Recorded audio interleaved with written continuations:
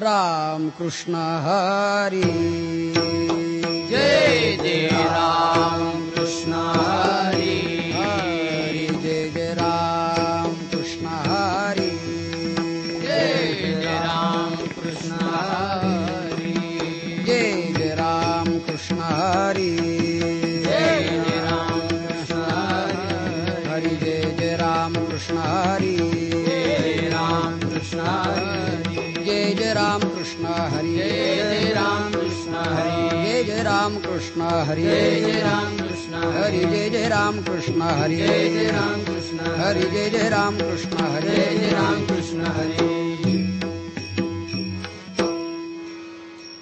रूप पाहता लोचणी सुख झाले वो साजनी रूप पाहता लोचनी सुख झाले ओ साजनी तो हा विठ्ठल बरवा तो हा माधव बरवा विठ्ठल बरवा तो हा माधव बरवा तो हा विठ्ठल बरवा तो हा माधव बरवा विठ्ठल बरवा तो हा माधव बरवा तो हा विठ्ठल बरवा तो हा माधव बरवा तो हा विठ्ठल बरवा तो हा माधव बरवा बहुता सुकृताची जोडी म्हणून विठ्ठली आवडी सुकृताची जोडी म्हणून विठ्ठली आवडी बहुता सुकृताची जोडी म्हणून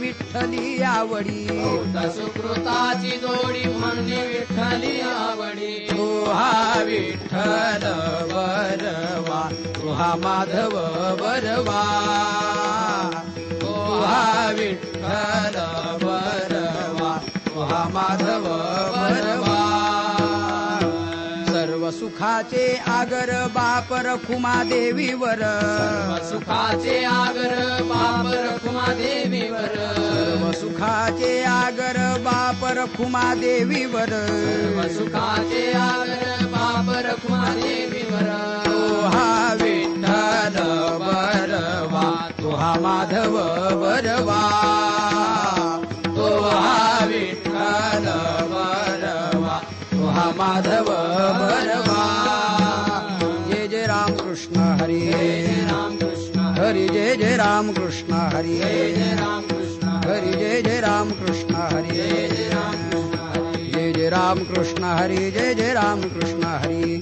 राम कृष्ण हरी जय जय राम जय राम कृष्ण हरी जय राम कृष्ण हरी जय जय राम कृष्ण हरी जय जय राम रामकृष्ण नामे दोन्ही साजिरी रामकृष्ण नामे दोन्ही साजरी रामकृष्ण नामे दोन्ही साजिरी रामकृष्ण नामे दोन्ही साजरी हृदय मंदिरी स्मराकारी हृदय मंदिरी स्मराकारी हृदय मंदिरी स्मराकारी आपुली आपण करा सोडवन आपुली आपण करा सोडवन आपुली आपण करा सोडवन आपुली आपण करा सोडवन संसार बंधन तोडा वेगी संसार बंधन तोडावे संसार बंधन तोडावे ज्ञानदेवा ध्यानी रामकृष्ण माळा ज्ञानदेवा ध्यानी रामकृष्ण माळा ज्ञानदेवा ध्यानी रामकृष्ण माळा ध्यानी रामकृष्ण माळा हृदये जिव्हाळा श्रीमूर्ती रया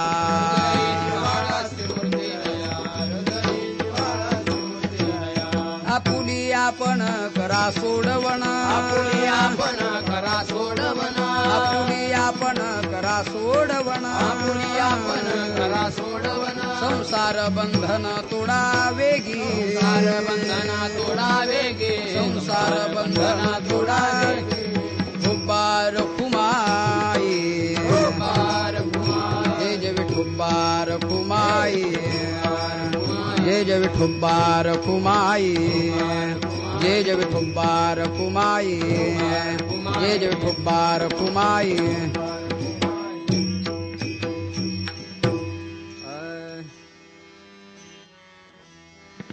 राम कृष्ण नामे हे दोन्ही साजिरी राम कृष्ण नामे हे दोन्ही साजी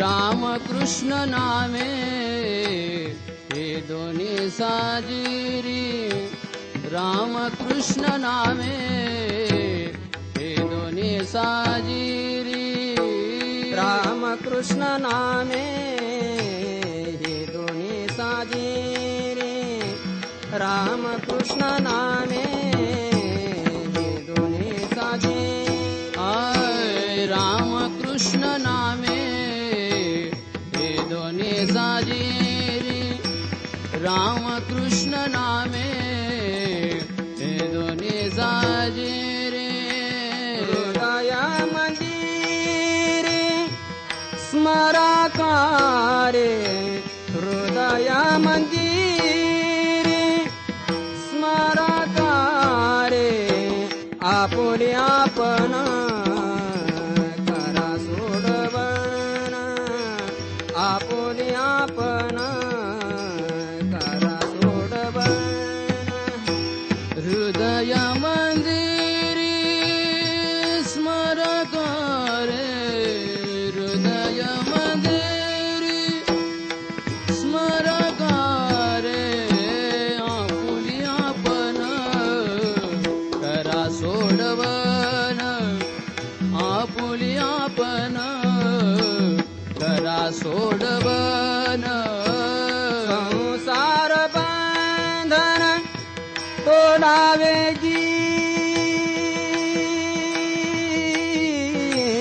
संसार बंधन आय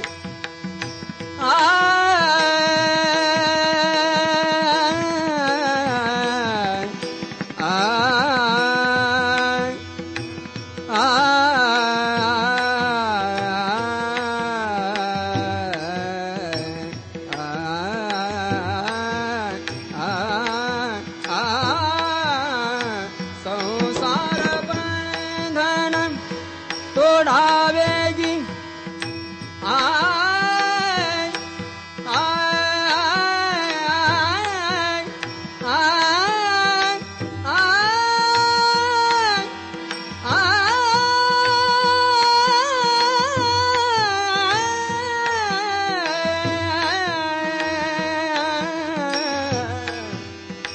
संसार बंधन तोडावेगी संसार बंधन तोडावेगी आपुली आपण करा सोडवण आपुली आपण करा सोडवण संसार बंधन तोडवेगी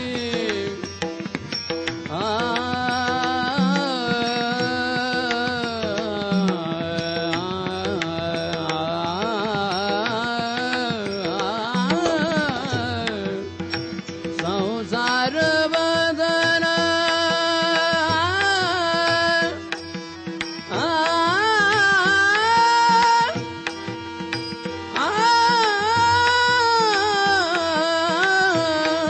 संसार बंधन तोडवेगी संसार बंधन तोडवेगी आपुली आपण करा सोडवण आपुली आपण करा सोडवण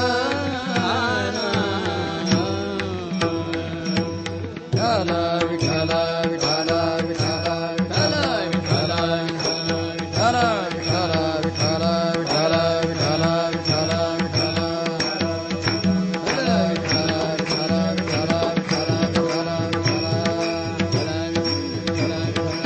पुंडलीक वरदान हरी विठ्ठल श्री ज्ञानदेव तुकाराम पंढरीनाथ महाराज की विठ्ठल विठ्ठल विठ्ठल विठ्ठल विठ्ठल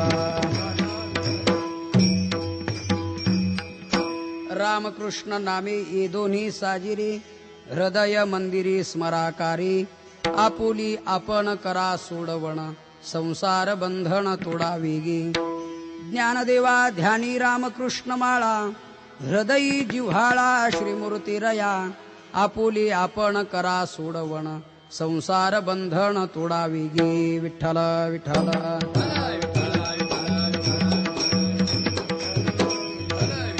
विठ्ठल विठ्ठल विठ्ठल कुंडलिक वरदा हरी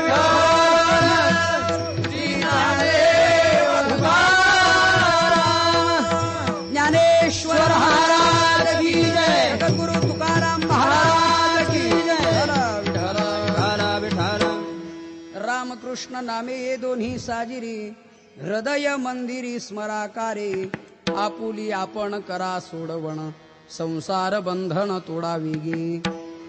प्रस्तुत कीर्तनरूपी सेवेकरिता निवडलेला अभंग समाधीचे राजे अलंकापूर निवासी संत सम्राट महावैष्णव श्री संत ज्ञानेश्वर महाराज यांचा नामाचं महात्म्य सांगणारा 3 चरणाचा अभंग कीर्तन सेवेसाठी निवडलेला आहे. विठ्ठल विठ्ठल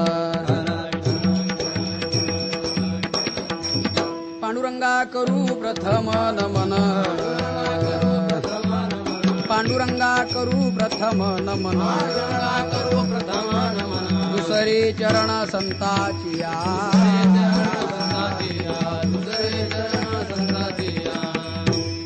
जयांचे केलिया स्मरण होय सकळ विद्येंचे आदिकरण तेची वंदू श्रीचरण श्री गुरूंचे ते नमस्कारोनी. आता अभंग श्री संत ज्ञानेश्वर महाराजांचा असून अभंगातील प्रतिपाद्य विषय असा आहे. अभंगाच्या पहिल्या चरणामध्ये श्री संत ज्ञानेश्वर महाराज राम आणि कृष्ण ही 2 नामं साजिरी आहेत. आपण प्रत्येकाने हृदय मंदिरामध्ये सतत स्मरावीत असा उपदेश करतायत. रामकृष्ण नामाचं स्मरण का करावं तर अनादी कालापासून आपल्या मागे लागलेलं संसार बंधन हे तोडायचं आहे, त्यातून आपल्याला मुक्त व्हायचं आहे. याकरता साधन म्हणून राम आणि कृष्ण ही नामं आपण हृदय मंदिरात स्मरावीत. ज्ञानेश्वर महाराज लोकांना सांगतायत किंवा तुम्हा आम्हाला सांगतायत की बाबांनो, ह्याच रामकृष्ण नामाची माळा मी माझ्या ध्यानामध्ये आणि हृदयामध्ये भगवान परमात्म्याची मूर्ती ठेवून अहोरात्र श्रद्धेनं जपतोय, तेव्हा तुम्ही त्याचं स्मरण करा. विठ्ठल विठ्ठल विठ्ठल विठ्ठल विठ्ठल. या अभंगामध्ये पहिलाच एक महत्वाचा प्रश्न असा की श्री संत ज्ञानेश्वर महाराज हे परंपरेनं योगी. ते स्वतः सांगतायत की आम्ही अष्टांग योगादी साधनं करून आम्ही समाधी स्थानापर्यंत पोहोचलो असेल तर आमच्या हे श्रीगुरूंचं हे धन आहे, परंपरेनं प्राप्त झालेलं हे आम्हाला धन आहे, हा ठेवाय. एवम गुरुक्रमे लाधले समाधी धन जे आपुले. या समाधी स्थानापर्यंत अष्टांग योगाची साधना करून समाधी स्थानापर्यंत पोहोचणारे ज्ञानेश्वर महाराज हे योगी आहेत.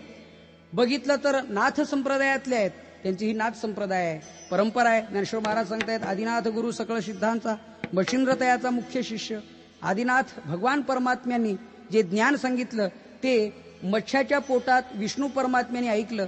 तेच भगवान परमात्म्यांनी म्हणजे मच्छिंद्रनाथांनी गोरक्षनाथांना, गोरक्षनाथांनी गहिनीनाथांना, गहिनीनाथांनी निवृत्तीनाथांना आणि निवृत्तीनाथांनी ज्ञानेश्वर महाराजांना ते ज्ञान दिलं. यावरून ज्ञानेश्वर महाराज हे नाथ संप्रदायातले असताना, योगी असताना किंवा त्यांची विशेषतः ज्ञानी म्हणून प्रसिद्धी असताना ते आज नामाचा महिमा सांगतायत. मी स्वतः नामधारक आहे आणि तुम्ही नामस्मरण करूनच या जन्ममरण संसारातून मुक्त व्हा असा जेव्हा उपदेश करताय तेव्हा प्रश्न हा निर्माण होतो की महाराज जर योगी आहेत तर योगाने आपल्याला जन्ममरणातीत का करत नाहीत? स्वतः मी योगी आहे तर मग मी नामस्मरण करतो हे कसं? त्याचं ज्ञान, त्याचा अनुभव ज्ञानेश्वर महाराजांना आहे का? तर याचं उत्तर थोडक्यामध्ये त्यांच्याच भाषेमध्ये सांगतो म्हणजे झालं. विठ्ठल विठ्ठल. ज्ञानेश्वर महाराजांच्या ज्ञानाबद्दल विचार केला तर ज्ञानेश्वर महाराज स्वतः सांगतायत योगभ्रष्ट पुरुष हा मागावून जन्मत असतो आणि त्यांचं ज्ञान हे अगोदरच निर्माण होत असतो. ज्ञानेश्वर महाराजांनी एक उदाहरण सांगितलं. मोटकी देहाकृती उमटे आणि निज ज्ञानाची पहाट फुटे. सूर्यापुढे प्रगटे प्रकाश जैसा. सूर्य नंतर आणि त्याचा प्रकाश अगोदर. तसा योगभ्रष्ट पुरुष जन्माला येतो तो नंतर आणि योगभ्रष्ट पुरुषाचं ज्ञान निर्माण होतं ते अगोदर. म्हणून ज्ञानेश्वर महाराज म्हणतायत की हा योगी पुरुष किंवा हा योगभ्रष्ट पुरुष हा जन्माला येताना तो संपूर्णतः ज्ञान घेऊनच जन्माला येतो, प्रगट होतो, तेव्हा त्यांना ज्ञान मिळवावं लागत नाही.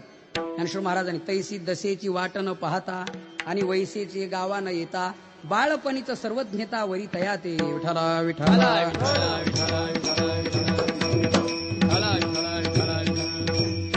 बाल्यदशेत त्यांना सर्वज्ञतेनं वरलेलं आहे. आता सर्वज्ञता म्हटल्यानंतर त्यांना योगाचं ज्ञान आहे, तसंच तपाचं आहे, तसंच व्रतवैकल्याचं आहे, तसंच उपासनेचं आहे, जपतपाचं आहे, अनुष्ठानाचं आहे, दानाचं आहे, ज्ञानाचं आहे, भक्तीचं आहे, किंबहुना वैज्ञानिक ज्ञान नाम प्रपंचाचंही ज्ञान आहे. ज्ञानेश्वर महाराजांच्या सर्वज्ञतेबद्दल बोलायचं ठरलं तर या सर्व प्रमाणाचा प्रत्यय आपल्याला येतो. त्यात एकच उदाहरण सांगावं असं वाटतं.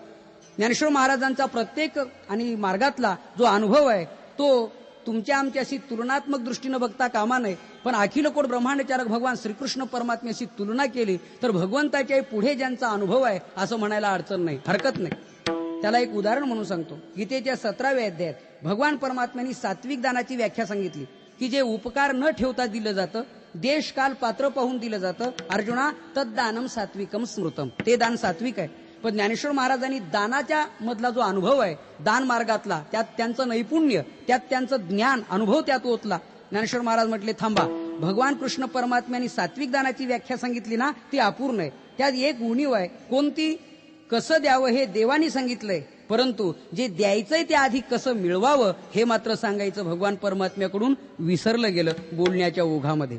भगवान परमात्मा देश काल पात्र पाहून द्या, पण द्यायचं ते मिळवायचं कसं हे वर्णन ज्ञानेश्वर महाराज करतायत. तरी स्वधर्म आतवते जे जे मिळ्यापण याते, मग ते दिजे बहुते सन्मान योगी. अगोदर स्वधर्माने मिळवलेलं असावं आणि ते सन्मान योगाने दिलं जावं, तेव्हा ते सात्विक दान ठरतं. विठाला विठाला. हो, सात्विक दानाची व्याख्या ही थोडीशी ज्ञानेश्वर महाराजांच्या दृष्टीनं अपुरी वाटली, अपूर्ण वाटली. कारण देशकाल पात्र पाहून दिल्यावर सात्विक ठरतं, पण जे द्यायचंय ते आधी जर लोकांचे खून करून मिळवलं असेल, शास्त्रीय भाषेत बोलायचं म्हणजे अन्यायोपार्जितम धनम, अन्यायाने मिळवलेलं धन देशकाल पात्र पाहून दिलं तरी ते सात्विक दान ठरत नाही. त्याकरता अगोदर कसं मिळवावं आणि नंतर मग ते कसं द्यावं हे ज्ञानेश्वर महाराजांनी सांगितलं. यावरून त्यांचा दानामधला अनुभव, प्रत्येक ठिकाणच्या प्रत्येक मार्गाचा योगासंबंधाने अनुभव बघायचा असला 6व्या अध्यायात संप्रेक्षण आशिक आग्रहस्वन दिशेच्या नवलोकयन ज्ञानेश्वर महाराजांनी ही कुंडलिनी शक्ती जागृत कशी करावी त्याचा विचार सांगितलेला आहे. आपल्या शरीरामध्ये 72,000 नाड्या आहेत, त्या 24 नाड्या प्रधान नाड्या आहेत आणि त्यातल्या 3 नाड्या ह्या प्राणवाहक नाड्या आहेत. इडा, पिंगला आणि सुषुम्ना. डाव्या बाजूनी इडा वाहते, मध्ये मेरुदंडातून सुषुम्ना वाहते आणि उजव्या बाजूनी पिंगला वाहते. अर्थात ज्यांनी श्वास घ्यायचा आणि तिने थांबवायचा, पूरक, कुंभक आणि रेचक असे 3 प्रकार एकदा झाले म्हणजे एक प्राणायाम होतो. त्यात अगर्भ प्राणायाम, सगर्भ प्राणायाम इत्यादी विचार त्या ठिकाणी आलेला आहे. आणि मग कुंडलिनी शक्ती जागृत होते. नवद्वाराचा निरोध करून प्राणवायूचा अपानवायूचं ऐक्य होऊन त्याचं घर्षण होऊन उष्णता निर्माण होते आणि 3.5 वेढे देऊन बसलेली कुंडलिनी शक्ती जागृत होते. मेरुदंडातून वाहणाऱ्या सुषुम्ना नाडीतून ती प्रवेश करीत षडचक्राचं भेदन करीत करीत या ब्रह्मरंध्रात जाऊन जेव्हा मिळते तेव्हा त्या योग्याला समाधी लागते. हा ज्ञानोबारायांचा अनुभव आहे. असा प्रत्येक क्षेत्रातला अनुभव, त्या संबंधाने भक्तीचा अनुभव बघितला तर ज्ञानेश्वर महाराज स्वतः सांगताय, माझ्या जीवेची आवडी पंढरपुरा येईन गुढी, पंढरपुरा येईन गुढी, पांडुरंगी मन रंगले, पांडुरंगी मन रंगले. किंवा तुकाराम महाराज आधी करून सर्व संत ज्ञानेश्वर महाराजांच्या वैष्णवपणाबद्दल बोलतायत. ज्ञानदेव वैष्णव मोठा, विठ्ठल नामे मुक्त पेठा, ज्ञानदान घडे श्रेष्ठा, वैकुंठ वाटा संत गेले. या नियमाने ज्ञानदेव वैष्णव मोठा, वैष्णवाची व्याख्या सांगितली आणि संत महात्म्याने वैष्णव जनतो तेने कही जे पीड पराही जाने रे. वैष्णव जनतो तेने कही जे, बस त्यांना वैष्णव म्हणतात जे दुसऱ्याची पीडा जाणतात किंबहुना दुसऱ्याची पीडा दूर करतात, त्यांना म्हणावं वैष्णव. त्यात ज्ञानेश्वर महाराज हे अग्रगण्य वैष्णव आहेत. ज्ञानेश्वर महाराजांनी वैष्णवाची व्याख्या सांगितली. पायात टोचलेला काटा पायापुरता थांबत नाही तर सर्व शरीराला जसा वेदनाक्षम ठरतो त्याप्रमाणे जगात कोणालाही दुःख झालं तर ते मला झालं असं समजतात आणि ते दुःख दूर करण्याचा प्रयत्न करतात, त्यांना म्हणावं वैष्णव. आणि त्यात अग्रगण्य आहेत ज्ञानेश्वर महाराज. यावरून ते मोठे वैष्णव आहेत, भक्त आहेत. तुम्ही म्हणाल त्यांना प्रपंचाचं ज्ञान आहे का? हे झालं भक्तीतलं, हे सर्वातलं ज्ञान झालं, योगाचं, जपतपाचं, व्रतवैकल्याचं, उपासनेचं, ज्ञानाचं, दानाचं वगैरे. पण प्रपंचाचं ज्ञान आहे का की ज्याची आम्हाला नित्य गरज आहे? ज्ञानेश्वर महाराज म्हणतायत हो. म्हणून आम्ही नेहमी सांगत असतो, ज्यांना परमार्थ चांगला करायचा आहे त्यांनी ज्ञानेश्वरी वाचावी आणि ज्याला प्रपंच चांगला करायचा आहे त्यांनी देखील ज्ञानेश्वरी वाचावी. म्हणजे प्रापंचिकांनाही आणि पारमार्थिकांनाही मार्गदर्शन ठरलेला ज्ञानेश्वरी हा जगतमान्य ग्रंथ आहे. ज्ञानेश्वर महाराजांनी प्रापंचिक ज्ञान, ज्याला शास्त्रामध्ये विज्ञान म्हणतात, ज्यांनी देव कळतो त्याला ज्ञान म्हणावं, ज्यांनी प्रपंच कळतो त्याला विज्ञान म्हणावं, आणि हे दोन्ही ज्यांना कळत नाही त्याला अज्ञान म्हणावं. ही तिन्हीची ही व्याख्या आहे. ज्ञान, विज्ञान आणि अज्ञान. ज्याला देव कळला ते ज्ञान. त्यांनी सांगितलं की परमात्मा असा आहे, ज्याला देव कळला नाही पण प्रपंच चांगला करता आला ते विज्ञान. पण ज्याला दोन्ही जमलं नाही, इधर ना उधर, ना इकडे ना तिकडे, प्रपंचही फाटका आणि प्रपंचही परमार्थही फाटका, दोन्हीकडे फाटकेपण आहे, याला म्हणतात अज्ञान. पण ज्ञानेश्वर महाराज सांगतायत की ज्ञानेश्वरीमध्ये ज्ञानही आहे आणि ज्ञानेश्वरीमध्ये विज्ञान आहे. कोरडं अध्यात्मही नाही तर निव्वळ विज्ञानही नाही. गीतेच्या 9व्या अध्यायात या ज्ञानम विज्ञान सहितम यज्ञात्वा मोक्षेशे शुभात या श्लोकावरची पहिली ओवी. चाचोचेनी सांडसे खंडीजे पयपानी राजहंसे, तुझं ज्ञान विज्ञान तैसे वाटोनी देऊ. ज्ञानेश्वर महाराज म्हणतायत तुझं ज्ञान विज्ञान तैसे. अरे बाबा, राजहंस पक्षाच्या समोर पाणी आणि दूध एकत्र करून ठेवलं तर दुधाबरोबर पाणी पित नाही आणि पाण्याबरोबर दूध टाकत नाही. दूध ग्रहण करतं आणि पाण्याचा त्याग करतो, त्याला म्हणतात राजहंस. तसं ज्ञानेश्वर महाराज म्हणतायत तुला ज्ञान आणि विज्ञानाचं वर्गीकरण करून देऊ. एकीकडे विज्ञान आणि एकीकडे ज्ञान. आता विज्ञानाबद्दल एकच उदाहरण सांगतो. ज्या वेळेला विज्ञान प्रगत नव्हतं तेव्हा ज्ञानेश्वर महाराजांनी या विज्ञानाचं वर्णन केले. आज आपण जी लाईट पाहतोय, जी आपण इलेक्ट्रिक पॉवर उपभोगतोय, तेव्हा याच्यावरती नाना प्रकारची कामं आणि साधनं यंत्रणा चालते आहे. पण त्याचं वर्णन 700 वर्षापूर्वी ज्ञानेश्वर महाराजांनी केलेलं आहे. ते उदकाचे निआवेशे प्रगटले तेज लखलखित दिसे, तये विजू माझे असे सलील काही. ज्ञानेश्वर महाराज म्हणतायत पाण्याच्या प्रेशरमध्ये, आपण इंग्रजीमध्ये त्याला प्रेशर म्हणतो, आवेश आहे मराठीमध्ये, तेव्हा आवेश निर्माण झाला पाण्याला, त्यातून विजेची निर्मिती झाली. या विजेची निर्मिती पाण्यापासून आहे. पण आता या ट्यूबलाईटमध्ये, बल्बमध्ये जर आपण पाणी शोधलं तर सापडेल का? की चला आपली तहान भागवण्यासाठी एखादी ट्यूबलाईट फोडू आणि त्यातलं पाणी पिऊ. ही वीज पाण्यापासून आहे पण त्यात पाणी नाही. हे जसं महत्वाचं आहे, ज्ञानेश्वर महाराजांनी विज्ञानाचं त्यावेळेला वर्णन केलं. प्रपंच, आपण प्रपंचातले किडे म्हटलो तरी चालेल, पण प्रपंचात राहूनही जे प्रपंचात कळलं नाही ते ज्ञानेश्वर महाराजांनी सांगितले. ज्ञानेश्वर महाराज म्हणतायत बाई बाळांतीन झाल्यानंतर 5वीच्या दिवशी रात्रभर दिवा लावून ठेवावा त्या बाईजवळ. वास्तविक हा प्रपंच आहे. ज्ञानेश्वर महाराज अजन्म नैष्टिक ब्रह्मचर्य पालन करणारे, पण व्यवहारातल्या गोष्टी तेही मार्गदर्शन केले. ती रात्र 5वीची म्हणजे 6वीची रात्र आहे. त्या दिवशी जन्माला आलेला मुलगा वा मुलगी मागचं जे त्यांनी केलेलं कर्म प्रारब्ध, त्याला आपण 7/12चा उतारा म्हणा, पूर्ण म्हणजे जे काही केलं असेल कर्म, ते कर्म ती 6वी त्या दिवशी त्याच्या कपाळावरती लिहित असते. ज्ञानेश्वर महाराज म्हणताय 6वी कडून जर चुकीचं लिहिलं गेलं तर त्याला जबाबदार कोणी नाही. काळा गोरा पण एकदा रंग प्राप्त झाला, आता कितीही त्याला बदलण्याचा प्रयत्न केला तर तो जसा पुसला जात नाही. काळ्या काळ्या माणसांनी एकत्र जमून लाईफ बॉय, लक्स, हमाम, रेक्सोना, अजून काही साधन असले साबण, या सर्व साबणाचा वापर केला आणि एखाद्या सरोवरावर जाऊन घसून घसून गोरे होण्याचा प्रयत्न केला तर ते गोरे होतील असं नाही, उलट त्यांच्या मूळ रंगाला चकाकी चढेल असं म्हटलं तर काही बिघडणार नाही. ज्ञानेश्वर महाराज म्हणतायत जैसे काळे गोरे पण धुतले फिटोने रे. काळे गोरेपणा जसा धुतल्याने बदलत नाही अर्जुना, त्याप्रमाणे कपाळावर 6वीने लिहिलं की ते बदलत नाही. ललाटीचे लिहिले ते न पुसेगा काही केले. ती रात्र 6वीची आहे म्हणून रात्रभर दिवा लावावा. 6वीची राती जेवी न विसंबीजे वाती, तैसा ईश्वर निर्णयो चित्ती वाहने सदा. हे व्यवहारातलं सांगितलंय. ज्ञानोबाराने अशी व्यवहारातली कितीतरी उदाहरणं सांगितली. आता स्त्रिया, महिला मंडळ नेहमी स्वयंपाक करतात, पण याला हे म्हणतात हे आपल्यालाही माहिती नाही. ज्ञानेश्वर महाराजांनी दरवी शब्द घातलाय. दरवी आपल्याला काय माहिती? दरवी म्हणजे काय? ज्ञानेश्वर महाराज म्हणतायत दरवी म्हणजे पळी. आपण त्याला पळी वगैरे काय म्हणतो. ती पिठल्यात चालते, कढी चालते, वरणात चालते, अजून कशात चालते, है की नाही? पण त्या पळीला जर विचारलं की बाईसाहेब आपण प्रत्येक पदार्थामध्ये जाऊन आलात तर याची टेस्ट कशी आहे, गोडी कशी आहे, खारट झालं का, तिखट झालं का, कमी गोड झालं का, नाही, तिला ते कळत नाही. ज्ञानेश्वर महाराज म्हणतायत ना तरी दरवी जैसी रिगोनी नाना रसी, परी ते रसस्वादासी नेने जीव. रिगोनी नाना रसी रिगोनी, पण रसस्वादासी नेणे हे व्यवहारातलं वर्णन आहे. यावरून ज्ञानेश्वर महाराजांना प्रापंचिकही ज्ञान आहे आणि अध्यात्माचं तर ओतप्रोत ज्ञान आहे. ज्ञानेश्वर महाराजांना ज्ञान म्हणण्यापेक्षाही ज्ञानेश्वर महाराजांच्या रूपाने ज्ञान प्रगट झालं असं म्हटलं तरी वावगं ठरणार नाही. विठाला विठाला विठाला विठाला विठाला विठाला विठाला. हो, ते चालते ज्ञानाचे बिंब, ते चालतं बोलतं ज्ञानाचं मूर्तिमंत स्वरूप. ज्ञानोबाराय म्हणजे ज्ञानाला फुटलेले हातपाय, ज्ञानाला आलेला आकार, ज्ञानाने धारण केलेला आकार म्हणजे ज्ञानेश्वर महाराज. आता या ज्ञानातही पुन्हा प्रकार आहेत. ज्ञानी आहे पण अज्ञानातला ज्ञानी की ज्ञानातला ज्ञानी हा मोठा फरक आहे. ज्याला शास्त्रीय भाषेमध्ये सापेक्ष ज्ञानी आणि निरपेक्ष ज्ञानी म्हणतात. याचे 4 प्रकार आहेत. अज्ञानातला अज्ञानी वेगळा, अज्ञानातला ज्ञानी वेगळा, ज्ञानातला अज्ञानी वेगळा आणि ज्ञानातलाही ज्ञानी वेगळा. लोकांना काही कळत नाही, त्यातही याला काही कळत नाही, हा अज्ञानातलाही अज्ञानी. जे कळत नाही हेही कळत नाही, त्याला अज्ञानातला अज्ञानी म्हणावं, अशी स्थिती आहे. म्हणजे अज्ञानातल्या स्वरात म्हणावं हेही कळत नाही आणि स्वरातून गेलं हेही कळत नाही. लोक म्हणतात अरे बाबा तुझं म्हणणं स्वरात येत नाही, तोंडला तुम्हाला अक्कल नाही, अशी स्थिती आहे. अज्ञानातला अज्ञानी, काही अज्ञानातले ज्ञानी, काही ना काही कळत नाही, त्याला थोडंसं कळतं, त्यात आपण त्याला व्यावहारिक भाषेमध्ये वासरातली असं काहीतरी म्हणतो आहे की नाही. त्याप्रमाणे वासरात लंगडी गायला भलतं डिमांड, पण ती लंगडीच गाय, पण वासरात असल्यामुळे तिला डिमांड. अज्ञानातला ज्ञानी, काही ज्ञानातले अज्ञानी. उदाहरणार्थ ज्ञानेश्वर महाराजांच्या मुक्ताबाई निवृत्तीनाथ सोपान काकांच्या समोर चांगदेव महाराज अज्ञानी ठरले, पण चांगदेव महाराज अज्ञानी होते.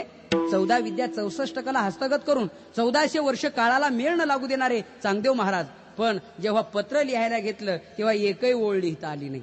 कोरं पत्र पाठवून दिलं. मुक्ताबाई चिडून म्हणतायत 1400 वर्ष जगून अजून कोरा करकरीत राहिला. ज्ञानेश्वर महाराज म्हटले मुक्ता तसं काही नावं ठेवू नको, कोरा कागद पुन्हा वापरता येतो, काहीतरी लिहून ठेवलं चुकीचं तर ते पुन्हा उपयोगी पडत नाही, त्याचाही उपयोग नाही. हे जसं महत्वाचं आहे त्याप्रमाणे ज्ञानेश्वर महाराजांच्या समोर चांगदेव महाराज हे अज्ञानी ठरले. अर्थात अज्ञानी ठरले, पण अज्ञानातले अज्ञानी नाही, ज्ञानातले अज्ञानी. उद्या आपणही म्हणू लागलो चांगदेव महाराजांना काय येतं, हे म्हणणं बरोबर नाही. आपण 50 वेळा हरिपाठ म्हणूनही अजून चुकतो. आपण चांगदेव महाराजांना काय नावं ठेवावी, हा महत्वाचा भाग आहे. हरिपाठ म्हणता म्हणता गुंततो तो बाहेरच निघत नाही. ज्ञानदेवाप्रमाणे निवृत्ती देवी ज्ञान समाधी संजीवन हरिपाठ म्हणण्याऐवजी सर्व घटी पूर्ण एक नांदे आला हरिपाठ रिवस गिरणी मागे. काही वेळेला ज्ञानदेवाप्रमाणे आत्मा हा निधान, आता सर्व घटी पूर्ण एक नांदे म्हणायचं, समाधी संजीवन हरिपाठ गेला हरिपाठ पुढे. पहिल्या प्रकरणामध्ये योगयाग विधी इथं वायाची उपाधी दंभधर्म म्हणण्याऐवजी करिशी जना म्हटलं की हरिपाठ पुढे. आणि तीर्थव्रतने मग भावी विनसिद्धी इथे वायाची उपाधी करिशी जना म्हटलं तर त्याच्यापेक्षा वायाची उपाधी दंभधर्म म्हटलं तर पुन्हा हरिपाठ मागे. हे जसं महत्वाचं, शेवटी वैतागतो तिथंच सोडून देतो हरिपाठ आणि निघून जातो. तुला काय झालं वा, या हरिपाठातून तुम्ही बाहेरच निघत नाही, असा प्रकार. आणि ते चांगदेव महाराजांना नावं ठेवतात. ज्या ज्या श्रीगुरूकडे गेले त्या त्या श्रीगुरूंनी त्यांना जे जे शिकवलं ते गुरुच्याही पुढे चांगदेव महाराजांची मजल आहे. त्यांनी शिकवावं, यांनी ऐकावं आणि शेवटी प्रश्न करावा, ततकिम ततकिम, याच्या पुढे काय, त्याच्या पुढे काय. त्यांनी सांगावं आता याच्या पुढे म्हणजे माझ्याही पुढे आता तूच आहे. या श्लेष अलंकार गुरु सांगता शिष्य पुढे बसून ऐकत असतो तेव्हा माझ्या पुढे तू हा एक अर्थ. आणि मला जे येत नाही त्याच्यापेक्षा तुला जास्त माहिती आहे म्हणून माझ्याही पेक्षा पुढे तू, अशा अर्थाने चांगदेव महाराजांची योग्यता. पण मुक्ताबाईंनी त्यांना कोरं ठरवावं, हे ज्ञानातले अज्ञानी. पण ज्ञानेश्वर महाराज ज्ञानातलेही ज्ञानी. त्यांना जी प्रशस्ती पत्र दिलेली आहेत ती आपण बघा. तुकोबाराय तुकिता तुलनेसी हा ज्यांचा अधिकार, त्यांनी म्हणावं ज्ञानियाचा राजा गुरु महाराज, त्यांनी दिलेलं पत्र आहे. दुसरीकडे बघा, एकनाथ महाराजाकडे श्रीखंड्याच्या वेशात भगवंतानी काम करावं. श्री एकनाथ सदनी माधवजी सर्व कामेही करीतो, स्वकरे चंदन घासे गंगेचे पाणी कावडी भरितो. या प्रकारे ते एकनाथ महाराज वर्णन करतायत की ज्ञानेश्वर महाराज कोण आहेत. ज्ञानियांचा शिरोमणी वंदे जोका पूज्यस्थानी त्यांनी दिलेलं प्रमाणपत्र आहे. जनाबाई 4 युगामध्ये देवाच्या बरोबर राहिल्या, नामदेवरायांबरोबर राहिल्या. चौयुगाचा भक्त नामा उहा कीर्तनी, पाठीमागे डोळे झाकून उभे ते जनी. त्या जनाबाईंनी ज्ञानेश्वर महाराजांना म्हणावं, विवेक सागरा सखया माझ्या ज्ञानेश्वरा. हो तुम्ही विवेकाचे सागर आहात ज्ञानेश्वर महाराज, असं नामदेवरायांनी म्हणावं. ऐके गा ज्ञान चक्रवर्ती तू तव ज्ञानाचीच मूर्ती. आणि स्वतः पांडुरंग परमात्म्याने म्हणावं, हेच ज्ञान संजीवनी जाण त्रैलोक्यासी. म्हणून ज्ञानातले ज्ञानी ज्ञानेश्वर महाराज, त्यांना जसं भक्तीचं ज्ञान आहे तसं योगाचं आहे. सर्वात निपुण असल्यामुळे, भक्तीतही निपुण असल्यामुळे ज्ञानेश्वर महाराज म्हटले, बाबा मीही भक्त आहे आणि तुम्हालाही मी भक्तीच शिकवतो. याकरता आपण भक्ती करा. भक्ती करा म्हणजे रामकृष्ण हरी भजन करा. विठोबा रघुमाई गोपाल रघुमाई,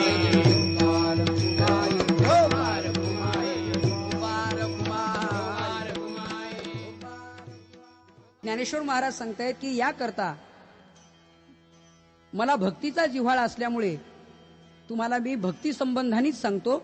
अर्थात त्यातही ज्ञानेश्वर महाराज निपुण आहेत.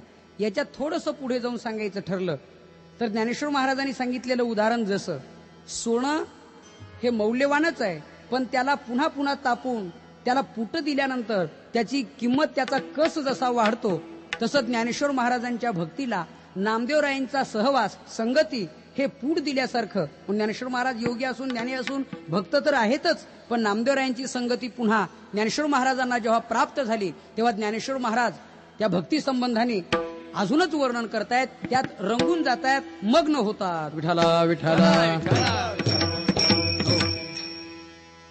ज्ञानेश्वर महाराजांनी या मृत्यूलोकातली सर्व तीर्थ बघावेत असा हेतू पांडुरंग परमात्म्याकडे व्यक्त केला आणि नामदेवराय हे पांडुरंग परमात्म्याच्या ताब्यात असताना त्यांची मागणी केली की म्हटले माझ्यासोबत नामदेवरायांना पाठवा. आता वास्तविक देवानी विचार करायला पाहिजे होता, पण ज्ञानेश्वर महाराजांनी मागणी केली असता भगवंतांनी एकदम सांगितलं खुशाल घेऊन जा. खुशाल घेऊन जा म्हटल्यानंतर नामदेवराय म्हणाले का हो, आपलं परवा काय ठरलं होतं, मी तुम्हाला कोणाही बरोबर पाठवणार नाही, मी कोणाही बरोबर यात्रेला कुठं जाणार नाही, असं ठरलं असताना तुम्ही मला परत त्यांच्याबरोबर जा म्हणता. भगवंत म्हटले नामदेवा, याला व्यवहार म्हणतात. वस्तू द्यायची की द्यायची नाही हे मागण्याकरता कोण आलाय त्याच्यावर ठरवायचं असतं की वस्तू द्यायची की द्यायची नाही. आपला पखवाज मागच्या वर्षी नेला आणि फोडून टाकला, त्याला पुढच्या वर्षी आपण जरूर पखवाज देऊ ना, हे तर लक्षात येतं की नाही. हा, मग ठीक आहे. हे जसं महत्वाचं आहे तेव्हा मागणी करण्यासाठी आलाय कोण त्याच्यावर ठरवायचं असतं. व्यवहारातला एक साधारण दृष्टांत आहे. सुनबाईच्या पश्चात घरातल्या सर्वांनी ठरवलं की ह्या दीपावलीला आपली सुनबाई माहेरी पाठवायची नाही. सर्वांनी ठरवलं, एक मुखाने निर्णय सर्वांनी घेतला. पण योग त्या मुलीचा, तिचे सख्खे मामा मुंबई हायकोर्टात जज होते. अर्थात त्यांना काय इच्छा झाली कोण जाणे, त्यांनी आपली इच्छा व्यक्त केली. आपल्या पत्नीला त्यांनी सांगितलं का ग, मला असं वाटतं आपली भाची या दीपावलीला मुंबईला आणावी, तिची हाऊसमौज करावी, तिला मुंबई दाखवावी, तिच्या इच्छेप्रमाणे साडी चोळी घेऊन तिला घरी पोहोच करावं. तुझं काय मत आहे? ती म्हणली माझं काय मत आहे, घेऊन या. स्वतः न्यायाधीश जज स्वतःची गाडी घेऊन आपल्या भाचीला आणण्यासाठी जेव्हा त्या ग्रहस्थाच्या दारात गेले आणि त्यांना बघितल्यावर यांना एवढा आनंद झाला, आपल्यासारख्याने आमच्या घरी यावं. अहो, कोणाला पाठवलं असतं तरी काम झालं असतं, काय काम एवढं विशेष? त्यांनी सांगितलं विशेष काही काम नाही, साधारण काम आहे. आमची भाची आपली सुनबाई मला यावेळेला दीपावलीसाठी मुंबईला न्यायचं आहे. अहो, म्हणजे घेऊन जा. काल ठरलं होतं कोणाही बरोबर पाठवायची नाही, यावेळेला पाठवायची नाही, पण यावेळेला लगेच निर्णय, म्हणजे घेऊन जा. मग त्या पत्नीने सांगितलं, अहो तुम्ही म्हटले होते ना कोणाबरोबर पाठवायची नाही. त्यांनी सांगितलं तू गप्प बैस, तुला नाही कळत, हा व्यवहार आहे. अगं नेण्यासाठी कोण आले? जज आहेत, कोर्ट आहे. मग आता त्यांना नाही म्हणून कसं चालेल? हे जसं तसं नामदेवराय तुमची मागणी स्वतः ज्ञानेश्वर महाराज करतायत, पण एवढ्यावर नामदेवरायांचं समाधान नाही झालं. शेवटी देवानी सांगितलं नामदेवा, मी तुला कोणाही बरोबर पाठवतो असं समजू नको, मी तुला माझ्याच सोबत घेऊन जातो. फक्त नाव वेगळं आहे, बर संत म्हणून देव म्हणून वेगळी कसली तरी मी तुला माझ्या सोबत घेऊन जातो. त्याचं वर्णन आहे. देव म्हणे नामा पाहे, देव म्हणे नामा पाहे, ज्ञानदेव मीची आहे, ज्ञानदेव मीची आहे, तू आणि मी नाही तुझा, ज्ञानदेव आत्मा माझा. बस ते आणि मी हे दोघं नाही, आम्ही दोघं एकच आहेत. आरतीमध्ये आपण नेहमी म्हणतो अवतार पांडुरंग नाव ठेविले ज्ञानी, आरती ज्ञान राजा महाकैवल्य तेजा. नेहमी आपण म्हणतो अवतार पांडुरंग नाव ठेविले ज्ञानी, जे पांडुरंगाचेच अवतार पण नाव फक्त ज्ञानी ज्ञानराज म्हणून ठेवून घेतलं. मी तुला माझ्यासोबत घेऊन जातो असं म्हटल्यावर नामदेवराय तयार झाले, पण एका अटीवर. तुझ्यासोबत जर घेऊन जातो ना मग देवा, मग ज्ञानेश्वर महाराज मला म्हणतील पडा या महादेवाच्या पाया, पडा त्या आमच्या देवाच्या पाया. माझं ठरलेलं आहे, कटावरी कर नाही ज्या देवाचे, नेघे मी तयाचे दर्शन, कटावरी कर नाही ज्या देवाचे. बस, कटावरी कर नाही ज्या देवाचे आणि नेघे मी तयाचे दर्शन. ज्या देवाचे कमरेवरती हात नसतील अर्थात त्याच्या मी पाया पडणार नाही. देवाने सांगितलं ठीक आहे पाया नको पडू पण जा तर खरं. आणि म्हणून स्वतः हात नामदेवरायांचा ज्ञानोबारायांच्या हातात दिला. आपल्या वारकरी संप्रदायाचं भाग्य आहे. त्या दिवशी ज्ञानेश्वर महाराज नामदेव महाराज एकत्र आले म्हणजे भक्ती आणि ज्ञानाचा संगम झाला. खऱ्या अर्थाने ज्ञान एकीकडे आणि भक्ती एकीकडे असेल तर हे दोन्ही अपूर्ण आहेत ईश्वर प्राप्तीच्या दृष्टीने. व्यवहारातला दृष्टांत आहे. आंधळा आहे तोही वाटचाल करू शकत नाही पाय असून, पांगळा आहे तोही वाटचाल करू शकत नाही डोळे असून. डोळे आहेत पाय नाही, पाय आहेत डोळे नाही. मग या दोघांनी एकत्र येऊन काय केलं? संघटित झाले हे दोघं. ते म्हटले असं करा, म्हणजे काय, माझे पाय आणि तुमचे डोळे आपण एकत्र आणू आणि मग आपण यात्रेला जाऊ. केलं काय, आंधळ्या माणसाचे पाय भक्कम होते, त्यांनी पांगळ्या माणसाला खांद्यावरती घेतलं आणि पांगळ्यांचे डोळे चांगले होते, त्यांनी वरतून मार्गदर्शन केलं. डावीकडे उजवीकडे इकडे तिकडे वगैरे. हे दोघं एकत्र आल्यामुळे चारिधाम यात्रा करून आले आणि दोघं दोन्हीकडे होते तर गावात सुद्धा फिरू शकत नव्हते. तसं ज्ञाना वाचून भक्ती आंधळी आहे आणि भक्ती वाचून ज्ञान पांगळा आहे. पांगळ ज्ञानही परमात्म्याकडे नेत नाही, आंधळी भक्ती परमात्म्याकडे नेत नाही. त्याचं वर्णन व्यवस्थित रीतीने आलेलं आहे. आंधळ्या गरुडाचे पाका हाती ते कवने उपयोगा जाती. ज्ञानेश्वर महाराज म्हणतायत, आंधळ्या पक्ष्याची मारलेली भरारी किंवा आंधळ्या माणसाचं पळणं, आंधळ्या माणसाला वेड लागलं पळू लागला, त्याचं पळणं रस्त्यानेच असणार ना? असणार नाही. ठीक आहे, आंधळा माणूस जर पळू लागला तर तो रस्त्याने पळेल का? ज्ञानेश्वर महाराज म्हणतायत, अरे जात्यंधा लागे पिसे मग तो सैरा धावे जैसे. मग ते सैरा धावे जैसे त्याचं पळणं जसं चुकीचं आहे, त्याप्रमाणे एकटी भक्तीही परमात्म्याकडे नेत नाही, ज्ञानही नेत नाही. पण हे दोघं एकत्र आल्यावर काय होतं? गीतेच्या 18व्या अध्यायाच्या 55व्या श्लोकावरची ही ओवी आहे. ज्ञानेश्वर महाराज सांगतायत, यया ज्ञान भक्ती सहज भक्तू एक वटला मज, तरी मीची केवळ हे तुझं श्रुतही आहे. अर्जुना, ज्ञान भक्ती जर एकत्र आली तर काय होतं? तो भक्त भक्त राहत नाही, मी देव देव राहत नाही, तो आणि मी दोघं एकच होतो. विठ्ठला विठ्ठला. हो, जसं कबीरदास महाराज म्हणतायत, लाले मेरे लाल की जित देखे उतलाल, लाली देखन को मैं गई तो मैं भी हो गई लाल. परमात्मा पाहण्याकरता जातो तो परमात्माच होतो. आग्नीत पडलेलं काष्ट राहत नाही तर आग्नीच होतं. या नियमाने महाराज म्हणतायत, आता आम्ही दोघं एकच होतो, अर्थात ज्ञान भक्ती एकत्र आल्याचा हा परिपाक. आणि म्हणून त्या दिवशी ज्ञान आणि भक्ती एकत्र आली, एकमेकाच्या खांद्यावर हात टाकून चालू लागले ज्ञानेश्वर महाराज आणि नामदेव महाराज. पण शेवटी कुठं ना कुठं तरी ज्याच्या त्याच्या तत्वाचा, मार्गाचा, पंथाचा, धर्माचा अभिमान असतोच ना.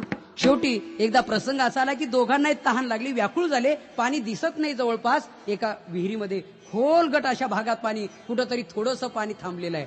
आणि तेव्हा ज्ञानेश्वर महाराज म्हटले, बघा आता तुम्ही आहेत भक्त, मी आहे योगी, मी छोटं रूप घेतो, पाणी पिऊन येतो. आता तुम्ही आहेत भक्त, तुमचं विठोबा रुक्माई, विठोबा रुक्माई, इथं काय कामाचं? नामदेवरायांना राग आला. नामदेवराय म्हटले, देवा ज्ञानेश्वर महाराज म्हणले, काय माझ्या भक्तीला तुम्ही काय समजले? मी काय आताच्या काळातला भक्त आहे? सप्ताहामध्ये वातावरण तयार झालं की माळ घातली आणि विलक्षणामध्ये फुकट प्यायला मिळालं की टाकली काढून, त्यातला मी भक्त आहे का एखादा? असा टेम्पररी भक्त आहे का? पार्ट टाइम भक्त आहे का? नाही नाही नाही. माझ्या भक्तीचा माझा आत्मविश्वास आहे, देवाला जर गरज असेल, माझी भक्ती जर खरी असेल तर पाणी इथे येईल. इथे नामदेवरायांनी प्रतिज्ञा केली. ज्ञानेश्वर महाराजांनी छोटं रूप घेतलं, पाण्यासाठी विहिरीत गेले. नामदेवरायांनी डोळे मिटले आणि देवाचं भजन, पांडुरंगे येईवो पांडुरंगे, जीवाचे जीव लगे येईवो पांडुरंगे, येईवो पांडुरंगे, पांडुरंगे येईवो पांडुरंगे. देवाचं स्मरण केलं. ऐका आता, ज्ञानेश्वर महाराज पाणी पिऊन परतच असताना पुन्हा स्मरण झालं. ज्ञानोबारायांनी विचार केला, आपल्या जबाबदारीवर आपण नामदेवरायांना आणलंय. त्यांनी पाणी घेतलं आणि नामदेवरायांना सांगितलं, प्या प्या, पण जरा उपहासाने. एखाद्याच्या घरी आपण जेवायला गेल्यावर त्यांनी म्हणावं, खा, घ्या घ्या, हे म्हणणं जसं उपहास बुद्धी नाही. घ्या, दुष्काळातूनच आले तुम्ही, कोण आहे तुम्हाला आमच्याशिवाय? खा, हे म्हणणं जसं आहे तसं प्या, पाणी प्या, असं त्यांनी म्हटलं. नामदेवरायांनी भाव जाणला, उपहास बुद्धी जाणली. नामदेवरायांनी डोळे उघडले आणि विनोद केला. मी म्हटलं ना, माझ्या देवाला गरज असली इथे पाणी आणतील. आणलं की नाही? डायरेक्ट आणू नाही तर इनडायरेक्ट आणू, पण आणलं की नाही? कोणाकडून का होईना काम करून घेतलंच की नाही? पाणी मिळालं मला, बस. पण नामदेवरायांनी एवढं म्हणून विनोद करून पाणी प्याले नाहीत, हे मात्र महत्वाचं आहे. त्यांनी सांगितलं, हे सिद्धीनी प्राप्त झालेलं पाणी आहे, हे आम्ही विष्णुदासांनी निंदे मानलेलं आहे. सिद्धीला विपिसे कोणतया पुसे, नेले राजहंसे पाणी काय. सिद्धीनी प्राप्त होणारं जे असेल ते आम्ही ग्राह्य मानणार नाही. गरज असते देवाला इथे पाणी. पुन्हा डोळे मिटले, देवाचं स्मरण केलं. परिणाम काय झाला ऐका. विहीर उचंबळून भरली पाण्याने, पाटचे पाट, कॅनलचे कॅनल असा वाहू लागला नामदेवरायांच्या समोर. पाट भरून वाहतोय, विहीर भरून वाहते. तेव्हा नामदेवरायांनी सांगितलं ज्ञानोबारायांना, आता या, स्नान संध्या आटोपा, आंघोळ करा, पाणी प्या. बघा यातला फरक सांगतो. योगी ज्ञानोबारायांनाही पाणी मिळालं, भक्त नामदेवरायांना पाणी मिळालं, पण योग्यांना पाण्याकडे जावं लागलं आणि भक्तांकडे होऊन पाणी आलं. हा भक्तीचा आणि योगाचा फरक आहे. अजून एक फरक आहे, त्यांनी स्वतःची तहान भागवली ज्ञानेश्वर महाराजांनी, त्याच्या जगाचा फायदा काय? पण नामदेवरायांच्या भक्तीमुळे त्या भागातली कायमची पाणी टंचाई दूर झाली. असा फरक आहे. म्हणून योगी स्वतः उद्धरून जातो. ध्यानेनात्मनी पश्यंती केचिदात्मान महात्मना या न्यायाने योगी स्वतः परमार्थ करून उद्धरून जातो. त्याचा जगाला उपयोग नाही. भक्त स्वतःही उद्धरतात आणि जगाचा उद्धार करून जातात. म्हणून भक्ताचा जगाला उपयोग आहे. विठ्ठला विठ्ठला विठ्ठला विठ्ठला विठ्ठला विठ्ठला. अर्थात अशी ही भक्ती आणि हा योग तेव्हा ज्ञानेश्वर महाराजांच्या लक्षात आलं की आपल्या योगापेक्षाही इथे भक्तीलाच महत्व आहे. तेव्हा ज्ञानेश्वर महाराजांनी निर्णय घेतला, आता योगाने देवाकडे जायचं नाही, भक्तीने देवाकडे जायचं. रामकृष्ण परमहंसाने स्वामी विवेकानंदांना हे उदाहरण फार सोप्या भाषेत पटवले. भक्ती आणि योगाचा फरक त्यांनी सांगितलं. वानरीलाही पिलं होतात, माकड म्हणा वानर म्हणा, आणि मांजरीलाही पिलं होतात, पण फरक आहे. माकड वानरी ती काय करते, आपल्या पिलांना एकदाच सांगते बस की हे बघ, तुला जर जगायचं असेल तर तू मला धर, मला या झाडावरनं त्या झाडावर उडी मारायची असते, या घरावरून त्या घरावर, या डोंगरावरून त्या डोंगरावर, तेव्हा मी तुला धरण्यासाठी मला वेगळे हात नाहीत, तू मला पकड. वानरीच्या पिलांना आपण निरीक्षण करून बघा, जगण्याची मरण्याची जबाबदारी पिलावर, आईवर नाही. त्यांना एवढंच फक्त माहिती आहे, आपण जास्तीत जास्त पिलाचे आई वडील होणे, जगण्याची जबाबदारी आपल्यावर नाही. ती कोणी कोणतं सरकार येईल ते करील. त्यांना काय माहिती, त्यांना याच्यापेक्षा योगक्षम वाहण्याची जबाबदारी त्यांच्यावर नाही. जास्तीत जास्त पिलांची माता पिता होणं एवढीच त्यांचं काम, असं म्हटलं तरी चालेल. पण मांजरीचं तसं नाही. मांजर पिलांना जन्म देते आणि नेहमी नेहमी त्या पिलांना त्याचं स्थलांतर करते, इथून तिथे तिथून तिथे, या घरातून त्या घरात. का? तिला माहिती आहे की त्या पिलांच्या बापाचा स्वभाव म्हणजे बोकोबाचा स्वभाव मांजरीला चांगला माहिती आहे की तो बोकोबा इतका कृतज्ञ बाप आहे की नाश्त्यावारी 4-5 पिलं खाऊन टाकेल. त्यांनी त्या पिलांना खाऊ नये याकरता ती त्याला सुरक्षित राहावं म्हणून पिलांना सांभाळते. पिलांना कळत नाही, पिलाची जबाबदारी आई वाहते. हे उदाहरण कशासाठी दिलं रामकृष्ण परमहंसानी स्वामी विवेकानंदांना? योगी होऊन देवाकडे जाल तर वानरीच्या पिलाप्रमाणे तरण्याची जबाबदारी तुमची, आणि भक्त होऊन देवाकडे जाल तर मांजरीच्या पिलाप्रमाणे तुमचं रक्षण करण्याची जबाबदारी आईची, पर्यायानं देवाची. विठ्ठला विठ्ठला विठ्ठला. या दृष्टांता नियमाने ज्ञानेश्वर महाराजांनी निर्णय घेतला, आता भक्तीच करायची. आणि ज्ञानेश्वर महाराजांनी पुराणाचा धांडोळा घेतला. पुराणामध्ये नाम महापुराण भागवत आहे. भागवतामध्ये स्वतः भगवान सांगतायत, उद्धवा, कलियुगामध्ये माझी प्राप्ती ही योगानी नाही, माझी प्राप्ती भक्तीनेच आहे. न साधयति माम योगो न सांख्यम धर्मम उद्धव. भगवान सांगतात, न स्वाध्यायास्तपस्त्यागो यया भक्तीर ममोजिता. न स्वाध्याय बर, न तपहा बर, पुढे न योगा.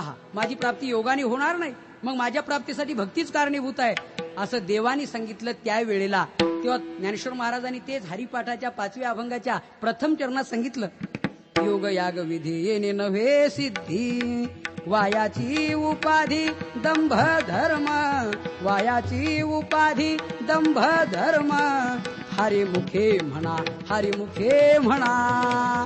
ज्ञानेश्वर महाराज म्हटले, बाबांनो तुम्ही हरी हरी म्हणा, मुखाने हरी हरी म्हणा, अरे योग यागाने देवाची प्राप्ती होणार. आणि दुसरी गोष्ट, असा जरी एवढं सांगूनही एखादा आग्रह धरत असला तर ज्ञानोबारांनी त्याला युक्ती सांगितली. एखादा आजार असा आहे की दूध आणि साखर घेतल्याने तो आजार जातो, असा जर आजार असेल तर त्यांनी कशाला हा आग्रह धरावा की मी लिंबाचा कडूपाला खाऊनच रोग घालवीन. ज्ञानेश्वर महाराज म्हणतायत, रोग जाय दूध साखरे तरी निंब का प्यावा.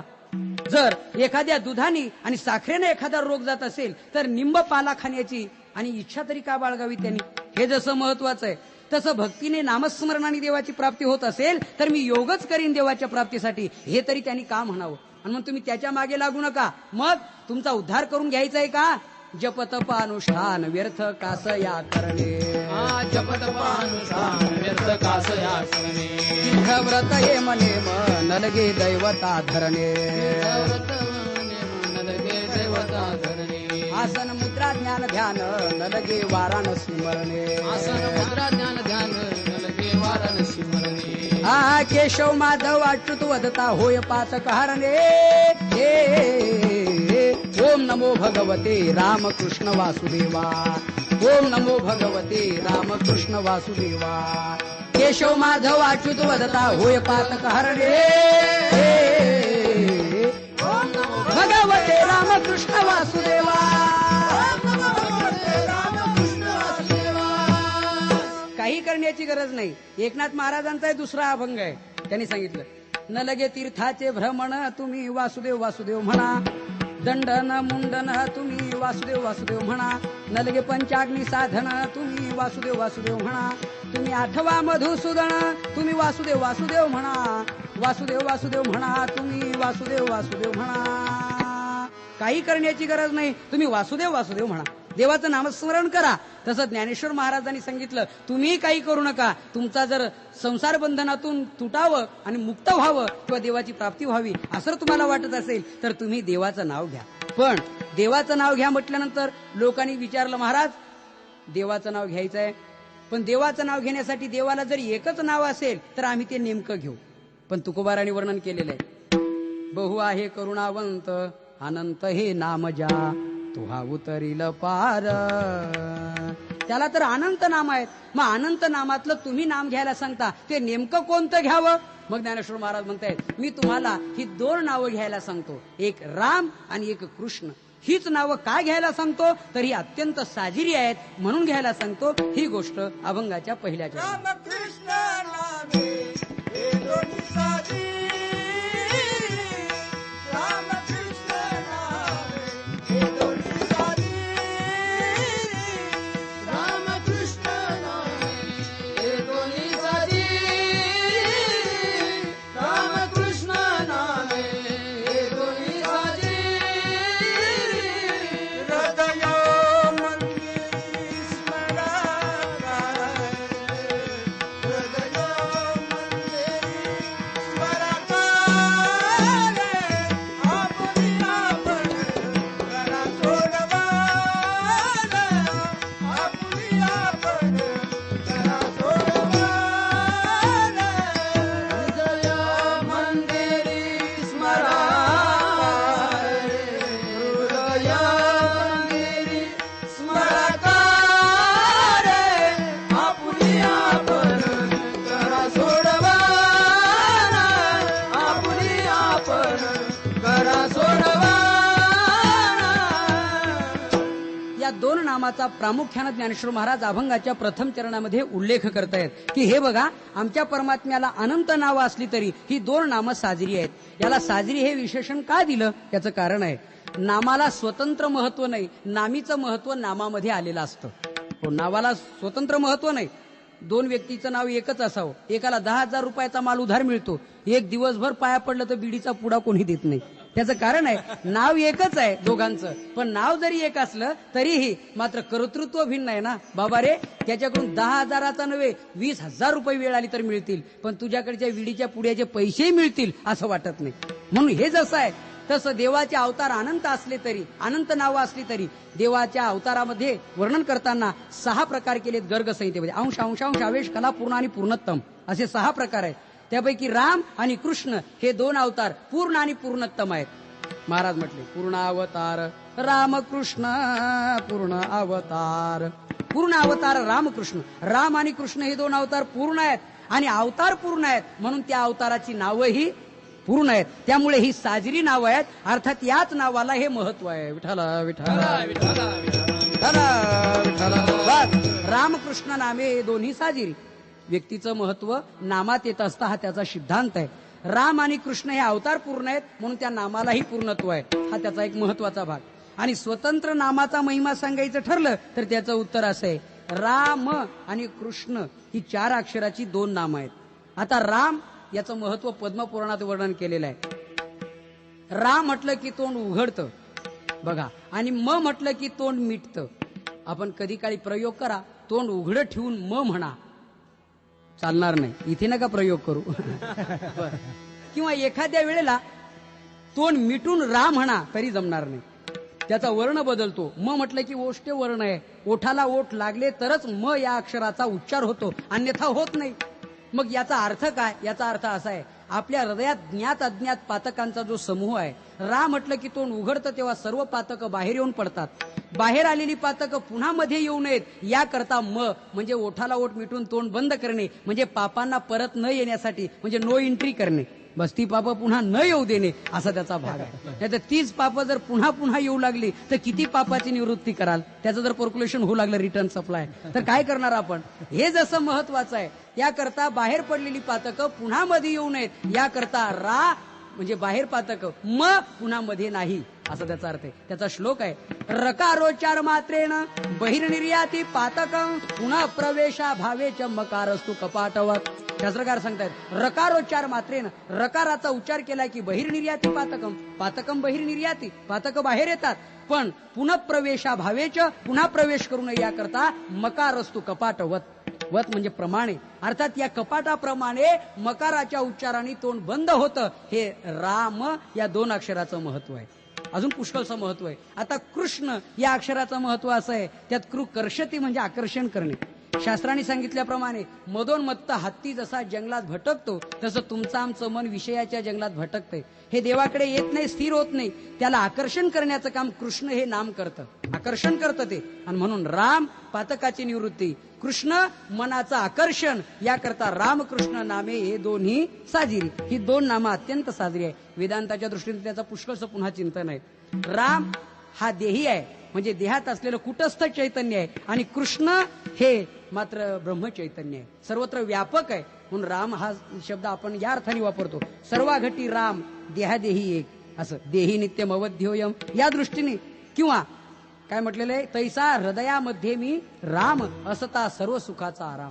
पण कृष्णा संबंधाने, वासुदेव संबंधाने विचार केला तर हे समस्त श्री वासुदेव, सर्वाभूती पाहे एक वासुदेव आहे की नाही, किंवा वासुदेव सर्वमिती. या दृष्टीने इथे तो एक ब्रह्मचैतन्य आणि कुटस्थ चैतन्य, हे दोन्ही चैतन्य एक होत असेल तर त्या नामाचा उच्चार केल्याने होतं. म्हणून रामकृष्ण नाम ही बरवी आहेत, साजरी आहेत, पण तुम्ही हृदय मंदिरात स्मरा, वरच्यावर ओठात नका स्मरू. का?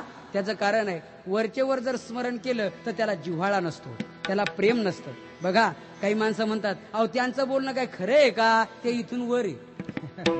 आजारी पडलेला माणूस म्हणतोय, देवा माझी चिठ्ठी कुठं हरवली, त्याचं मरण अपेक्षा करणं काय खरं आहे, ते इथून वर आहे. एखादा माणूस मेला म्हणजे कोणी म्हणतं, भाऊ देवा अरे कसं उलट केलं, पिकलेलं पान देठाला लटकून राहिलं आणि हिरवं हिरवं पान खाली गळून पडलं, माझ्या वाचून काय उरलं होतं, मी गेलो असतो हा तरुण राहिला असता किती चांगलं झालं असतं. असं रडणाराचं जर रडणं ऐकलं आणि एखाद्या साधू पुरुषांनी प्रयोग केला की ठीक आहे तुमची इच्छा आहे की आपण मरावं यांनी वाचावं, हेतू खूप चांगला आहे, इकडे या मी तुम्हाला एक औषध देतो, तुम्ही मराल, मुलगा जिवंत होईल. किती जण पुढे येतील? किती जण पुढे येतील? त्यावेळेला नाही पुढे येणार. मग म्हणतात, अहो आता तो असा वेळा तसा वेळा, आम्ही आपलं काय ते सहज म्हणत होतो, अशी स्थिती आहे. तात्पर्य हे आहे की माणसाला हे वरवर बोलणं आहे, तसं तुमच्या वाचेत नाम नको, तुमच्या हृदय मंदिरी स्मरा. एक अर्थ म्हणजे जिव्हाळ्याने स्मरा, त्याला जिव्हाळा, हृदयात जिव्हाळा आहे. वाचेत रांजणातलं हौदातलं पाणी संपतं, त्याला जिव्हाळा नाही. विहिरीत 20 हाऊस पॉवरची मोटर 24 तास चालते, संपत नाही, त्याला जिव्हाळा आहे. तसं हृदय मंदिरात जपा. एक. आणि दुसरी गोष्ट, आपल्या परमार्थाची वार्षिक परीक्षा आहे. आता सामायिक परीक्षेत पेढे वाटू नका, आम्ही फार परमार्थी आहोत, आम्ही देवदेव करतो असं काही समजू नका. आपली वार्षिक परीक्षा आहे, अंतकालेच मामेव, मरताना देवाचं स्मरण व्हावं आणि सर्व विषयाचा विसर पडावा. त्यावेळेला ते घडलं नाही तर मग आपला केलेला परमार्थ निष्फळ ठरला असं समजा. त्यावेळेला देवाचं नाव येण्यासाठी वाचा बंद होऊ शकते. त्यावेळेला हृदय मंदिरात जर असेल तर मध्यमा वाचा, पश्यंती वाचा या वाचेने देवाचं नामस्मरण होऊ शकतं. याकरता हृदय मंदिरी स्मराकारे. आता हृदय मंदिरात स्मरण करायचं ते कशा करता, रामकृष्ण नामाचा उच्चार करायचा तो कशा करता, ज्ञानेश्वर महाराज म्हणतायत त्याचं कारण आहे, अनादी कालापासून संसार बंधन आपल्या मागे लागले. जर ते तोडायचं असेल तर रामकृष्ण नामाचा उच्चार हृदय मंदिरात करा की संसार बंधन तुटेल, आणि ते तोडण्यासाठीच करायचं आहे. हे दुसरं चरण.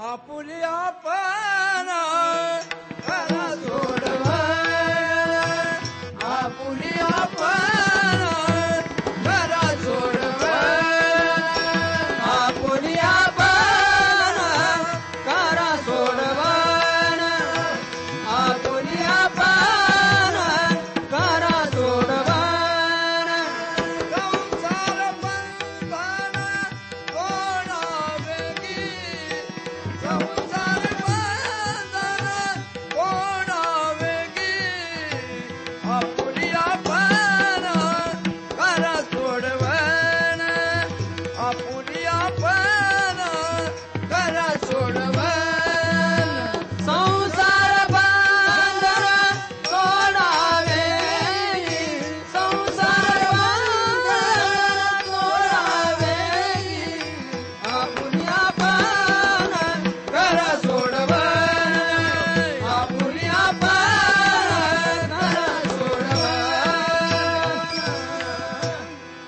म्हटले संसार बंधनातून निवृत्त व्हायचं असेल, तोडायचं असेल तर त्याकरता रामकृष्ण नामाचं हृदय मंदिरात स्मरण सतत करा. अर्थात इथे फार महत्वाचा विचार आहे की संसार बंधन तोडा पण वेगी तोडा असं वर्णन केले. वेगी हा शब्द का वापरला महाराजांनी याचं एक महत्वाचं कारण आहे.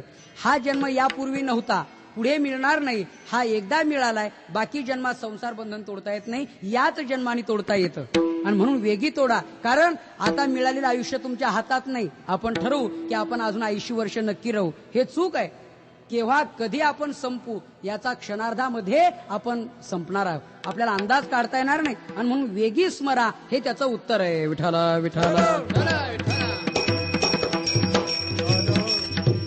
आणि महत्वाची गोष्ट दुसरी, आपुली आपण सोडवण करा. सोडवण करा आणि बंधन तोडा. हे बंधन कोणतं? वेदांताच्या दृष्टीने बंधनाचे बरेच प्रकार सांगितलेले आहेत. बंधनाचे प्रकार असे आहेत. एक कर्मबंधन आहे. यज्ञार्थात कर्मणो नेत्र लोको यम कर्मबंधन हा. संसार बंधन तोडत असताना एक कर्माचं बंधन आहे, एक द्वैताचं बंधन आहे. द्वैताचे बंधन न बाधिजे. संसार बंधन तर इथे शब्दच आहे. 6 प्रकार सांगितलेले. एक द्वैताचं बंधन आहे, एक कर्माचं बंधन आहे, एक संसार बंधन आहे, एक गुणबंधन आहे, एक अहंकार बंधन आहे आणि एक देह संघाताला बंधन म्हटलेलं आहे. देह इंद्रिय मन बुद्धी प्राण हेच बंधाचे पंचायतन, याला बंध म्हटलेलं आहे. भागवतामध्ये अहंकाराला बंधन म्हटलेलं आहे. अहंकारम कृतम बंधा. अहंकार बंधन आहे. गुणाला बंधन म्हटलेले, ते गुण ते कैसे किती आणि बांधिती कवने रीती. ज्ञानेश्वर महाराज म्हणतात गुणबंधन आहे, अहंकार बंधन आहे, संसार बंधन आहे, द्वैताचं बंधन आहे, देह संघात बंधन आहे. अर्थात ही बंधनं नेमकी कुठे आहेत? आत्म्याला की देहाला? तर देहालाही नाहीत आणि आत्म्यालाही नाहीत. मग नैवात म्हणून देहस्य. उद्धवाने हा प्रश्न सुंदर उच्चारलेला आहे. उद्धवजी विचारताय तेव्हा हे बंधन नेमकं कोणाला आहे? हे भवबंधन ऋषिकेसी सांगपा बाधक कोणासी. बरं बंधन नाही म्हणशील तर प्रत्यक्ष जगाशी जडला असेल. संसार बंधन जगाला आहे म्हणावा तर आत्म्याला की देहाला? देहालाही नाही आणि आत्म्यालाही नाही. मग आत्म्याने देहाचा संबंध घेतलाय तिथे बंधन आहे. हे बंधन कुठे आहे हेही महत्वाचं आहे. आता हे बंधन आपला आपण तोडा असं जे वर्णन केलेलं आहे ना, त्याचं कारण आहे हे बंधन तोडण्याकरता दुसऱ्याची गरज नाही. उद्धवानी देवाला तसे विनंती करून सांगितलेलंच आहे. पण उद्धवाच्या म्हणण्याप्रमाणे आणि आपण इथे ज्ञानेश्वर महाराज म्हणतायत त्याप्रमाणे हे बंधन आपला आपण तोडायचंय, प्रयत्न करून तोडायचंय. ते कसं तोडायचंय? बंधनाचे शास्त्राने 2 प्रकार सांगितले. एक अन्यकृत बंधन आणि एक स्वकृत बंधन. दुसऱ्याने दुसऱ्याला बांधलं जातं. उदाहरणार्थ म्हैस गाय शेळी वगैरे हे बंधन आहे, यांना बांधलेले अन्यकृत बंधन आहे. पण स्वकृत बंधन आहे. माकड पकडण्याकरता ते लोक आयडिया करतात, युक्ती करतायत. एखाद्या डब्यामध्ये फुटाणे ठेवून आणि ते माकड पकडण्यासाठी तिथे ठेवलं जातं. तो हात घालतो आणि मुठीसह हात बाहेर निघत नाही, त्यावेळेला त्याची पंचायत होते आणि ते पकडलं जातं. हे स्वकृत बंधन आहे. असे अनेक स्वकृत बंधन आहेत. या स्वकृत बंधनाला तोडण्यासाठी दुसरा कोणी नको, हे बंधन आपलं आपणच तोडायचं आहे. याच्यावरती सुंदर उदाहरण दिली ज्ञानेश्वर महाराजांनी. पोपट नळिका यंत्राला स्वतः होऊन धरतोय, मग त्याचे पाय त्यांनी सोडायचे. आंधळा माणूस, एखादा डोळस माणूस, पण धनाचा हंडा प्राप्त होण्याच्या वेळेला दुर्बुद्धी आंधळा होण्याची होते, त्यावेळी त्याचे डोळे त्यांनी झाकलेत, त्याचे डोळे त्यांनीच उघडायचे. याला आपुली आपण करा सोडवून म्हणतात. शंकराचार्यांनी एक सुंदर दृष्टांत दिलेला आहे. मस्तकानेस्त भाराधीर दुःख मंदिर निवार येते शुद्धाधिकृत दुःखं तू विनास्वेन नकेनशी. आपल्या मस्तकावरचा भार दुसरा कोणी घेईल आणि आपल्याला भार रहित करील हे ठीक आहे, परंतु भूक लागल्यानंतर आपल्याऐवजी कोणी जेवून चालणार नाही. आपल्याला जेवून ते दुःख निवृत्त करावं लागेल. तसं संसार बंधन आपलं आपणच तोडायचं आहे. म्हणून आपुली आपण करा सोडवण. किंवा ऋणमोचन करता पितू संती सुतादय हा बंधन मोचन करता अशा स्वास्मादन्यो न कष्टन. बाकीचे सोसायटी ऋण कोणी फेडेल, पण जन्म मरणाचं ऋण आपल्याला संपवावं लागेल. याकरता आपुली आपण करा सोडवण, संसार बंधन तोडावेगी. ज्ञानदेवा ध्यानी रामकृष्ण माळा हृदय जिव्हाळा श्रीमूर्ती रया. आपुली आपण करा सोडवण, संसार बंधन तोडावेगी. ज्ञानेश्वर माऊली ज्ञानरा